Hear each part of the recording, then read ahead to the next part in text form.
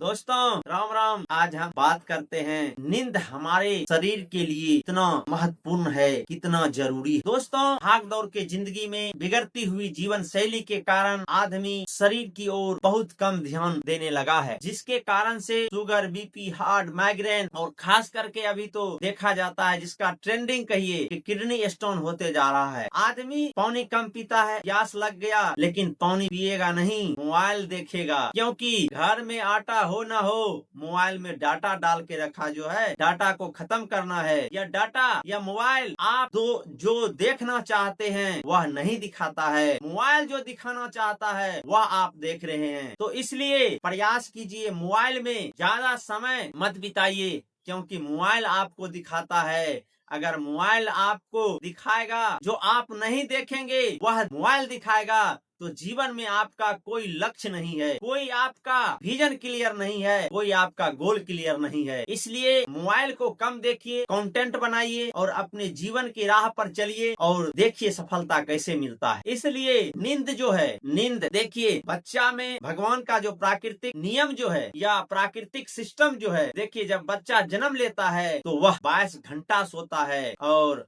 22 घंटा सोता है। उस समय शरीर की सेल, टिश्यू, ऑर्गन डेवलप करते करते 20 घंटा, 18 घंटा, 16 घंटा, उससे कम होते होते 8 घंटा पर शिफ्ट हो जाता है। तो हमारे शरीर के लिए पर्याप्त मात्रा में नींद का जो जरूरत है वह है 8 घंटा। 8 घंटा हमें सोना है। और नींद का दो तरीका होता है, गहरी नींद और उसको कहिए गहरी नींद, और एक हल्का सा नींद आता है। तो उसमें होता क्या है, हल्का नींद में आप जगे रहते हैं, या कोई घर में बच्चा कान रहा है या कोई खाना मांग रहा है तो आप सुन रहे हैं, लेकिन आपका इच्छा नहीं कर रहा है कि उठ के हम पानी दे दे। तो ऐसा नींद अगर आपको आ रहा है या नींद नहीं है, या आपका एक बीमारी का कारण है। नींद आपको गहरी आनी चाहिए। बिछावन पर जाते ही आप जब सोएंगे, अगर वैसा गहरी नींद अगर 10 मिनट भी ले लेते हैं तो आपका सेल, टिश्यू, ऑर्गन का भरपूर मात्रा में